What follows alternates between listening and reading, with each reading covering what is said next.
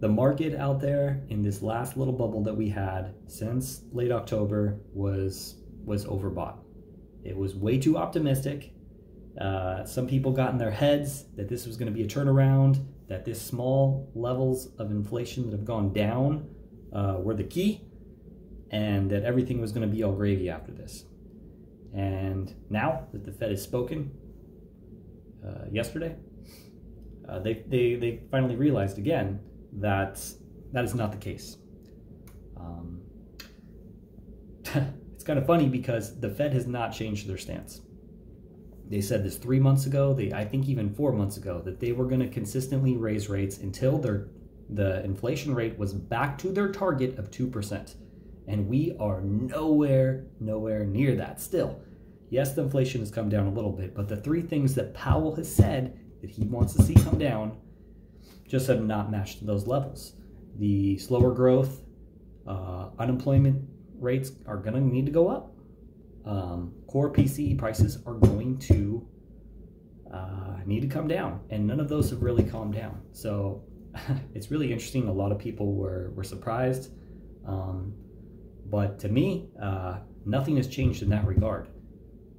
The sentiment had definitely changed there. There was a lot of positivity because the unemployment rates are still so low and people are still spending, but that is not a good thing when you're talking about inflation. So it continues here. Jerome Powell's goal is to restore price stability, and that's what it should have been way back then. He was late to the party, but now he is on board. He does see what he needs to do. And to me, too, what's so interesting about this is that so many of these people with these assets are crying now.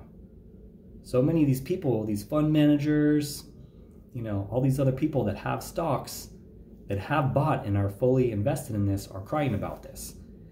The thing is that I don't like about this is that they don't care about the people who actually are really affected by the inflation.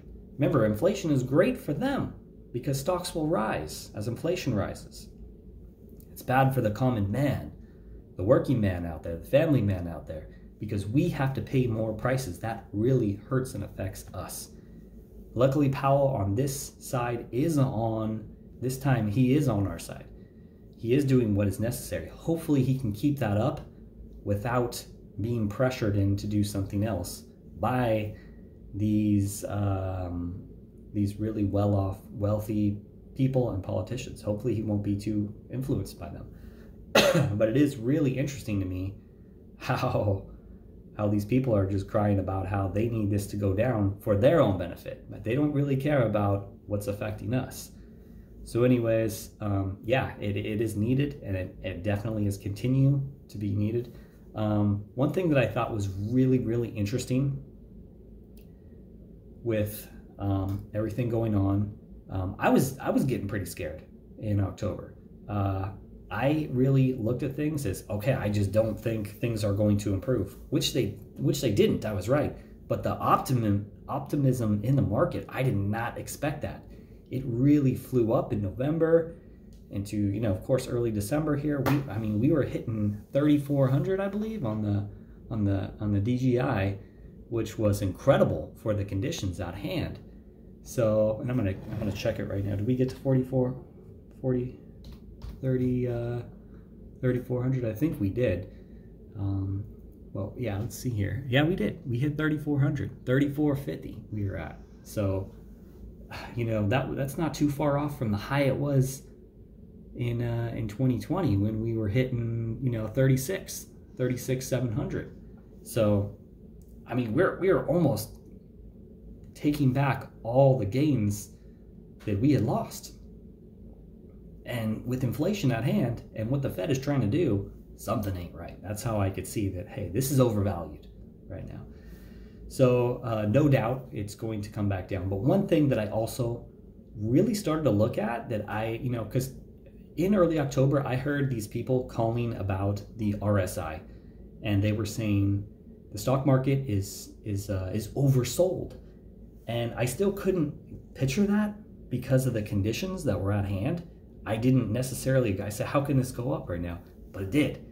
And a lot of times you just have to follow these RSI lines, and I mean, just follow the trend and see where it kind of bottoms out. Just hit that bottom trend line, and you'll probably come up somewhat right, because that's exactly what happened.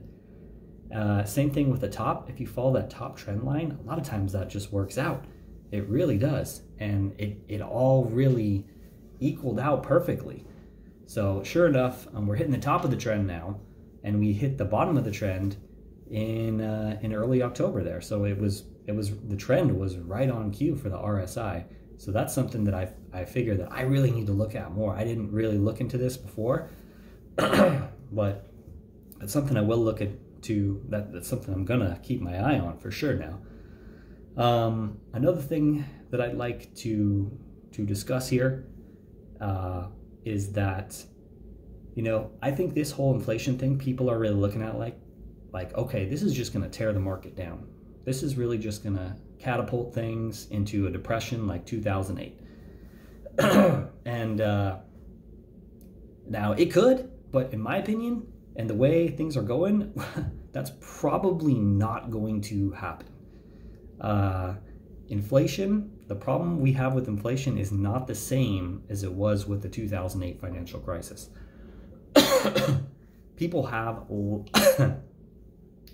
people have lots of money out there, okay? There are lots of investors who have it fresh in their heads of what happened in 2008, and they're looking to take advantage if the market goes down. The conditions are just not, just not the same. Most likely we're looking at a stagflationary type of environment here for a while. And again, that might not even happen. We really don't know what's going to happen. Inflation can be tamed. The big question that's in mind here is, how long could it go on for? Can we have a wage price spiral? I heard one of the people ask Jerome Powell this, one of the journalists or whatever, and it really is a really good question. And I think I almost kind of see a couple instances of this happening. Wages are still going up. So will that continue the inflation that could kill businesses and the consumer? Could that really it could happen. So that's one thing that, I'm keeping in the back of my pocket to think about. But will inflation eventually be tamed? Yes, it will be. It will be, and as long as the Fed is aggressive, then it can be. So this is a problem that can be solved. And there are still a lot of other bright spots left in the whole package here. Another thing is the war with Russia and Ukraine. Could that be solved? Yeah, it could. It really could. And that would loosen up a lot of supply chains. That would definitely ease up the oil and gas situation. That would definitely spark up the market. It's definitely something that could happen, and could put a lot of the financial woes at ease. So that's something too. That's something there that could happen. And it could not too. But if it did, it would definitely spark up the markets. So there is some good things out here. But that being said too, right now, the Russia-Ukraine war is not over, okay? And if you put the other things on top of that, the situation that we're in with inflation, we're in trouble right now. We're still in big trouble, because the Fed wants to go farther. The impacts of these rates really haven't been felt yet. Just a little bit. Yes, corporate earnings have been down. Yes, there is some companies out there that are saying, these companies that are fully engulfed in debt are saying, okay, we can't make it no more. There is a few companies. Carvana went out of business. There are some businesses out there that are taking hits because of this, but we're still on the very fringe of it. Unemployment is still very, very low, okay? The real crash that could happen, that will happen one day, is when that unemployment number goes higher. Right now, I think we're at about 3.5, maybe even lower. If it gets over 5 or 6, that is when the real crash happens. When people don't have a job, when they aren't spending money, when the well is dry, that is when we will see a real crash. And the thing about what's happening right now with inflation, okay, we have to raise rates right now, right? We can't give out more free money, except that's what, of course, the government is doing in a lot of cases. But right now, we are very vulnerable. We are a little bit open. Okay? Our defenses are pointed at inflation. Okay? If something else comes out of right field or left field and smacks us, our defenses are way down. We're already taking hits. Okay? And if that were to happen, and that's the thing, we never know what it could be. We never thought coronavirus was going to come. A lot of people didn't see the 2009 financial crash coming. Okay? It's always something that somebody doesn't see. Okay? 1987, same thing, okay? If something else were to hit us right now, we'd be in real trouble. We're very vulnerable right now. If there were some kind of other economic crisis to come at us right now, okay, take a look. If there was something else happened right now, what would we normally do? Well, we normally would lower rates.